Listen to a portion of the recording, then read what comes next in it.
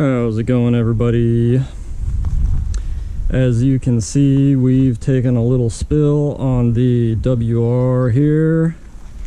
Memorial Day weekend, my girlfriend and I were taking a little ride to see the old World War II bunker up on Highway 1. We were all done riding on our way home on Highway 9, about 2 miles away, and somebody decided to pull into our lane head on.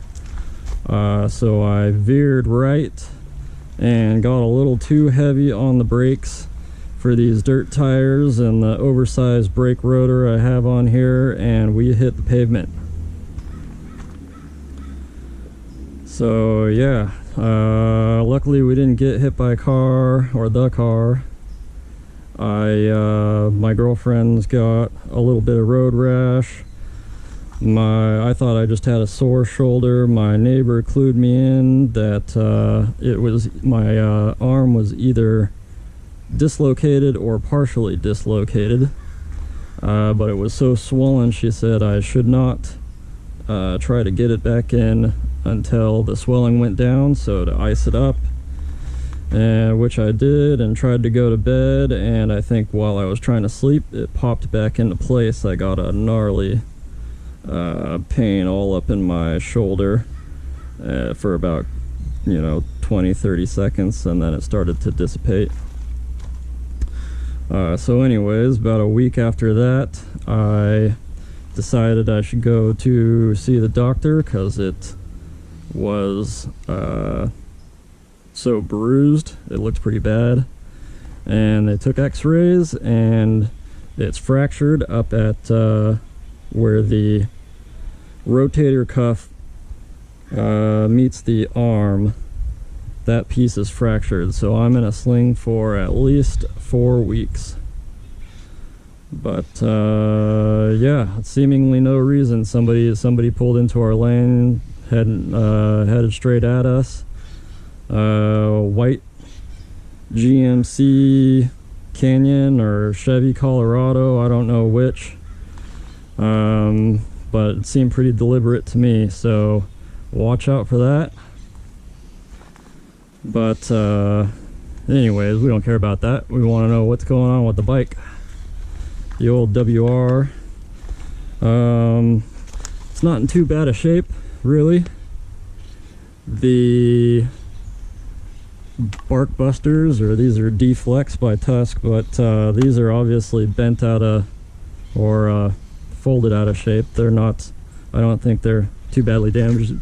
Quite a bit of slide right here, but that can obviously easily be moved back into place. But my bars themselves are pretty bent, so I'll take this opportunity to do some research and see if I can find some decent upgrade bars. Maybe take a little chunk of weight out of this thing.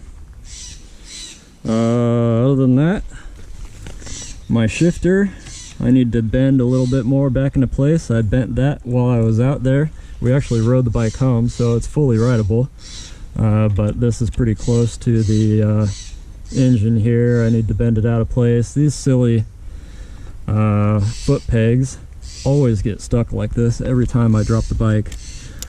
I don't know, maybe I should get a new peg set while I'm at it, and maybe that'll stop happening. Not sure.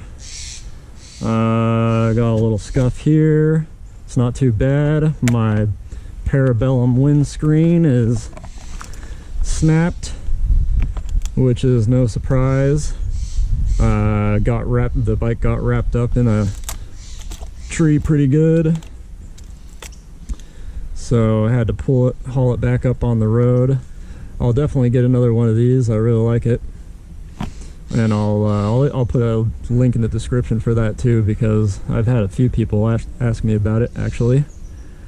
But other than that, just some scrapes. My controls here are also bent out of place, but I think they're entirely usable. It looks like it's got a little scrape action, but should work just fine, I imagine. And yeah, I've got 2 videos from that day that I'm going to edit down and I can upload, but I'm obviously not going to be able to ride for at least 4 weeks. My guess is probably a little bit longer, so I may have to come up with something else to film for the next couple weeks other than that, until I can actually start riding again.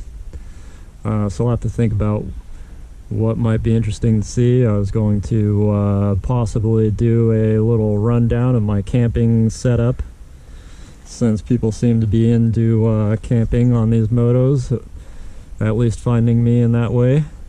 But anyways, if you have any other ideas, comment.